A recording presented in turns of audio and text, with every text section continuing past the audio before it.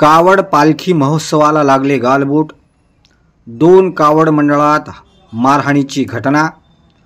पोलिसांनी वेळीच पोहोचून परिस्थिती आणली नियंत्रणात। अकोला शहरात आज श्रावण महिन्याच्या शेवटच्या सोमवारी भव्य कावड पालखी महोत्सव सुरू आहे। अत्यंत शांतपूर्ण पद्धतीने सुरू असलेल्या या कावड पालखी महोत्सवाला काहींमुळे गालबोट लागले आहे।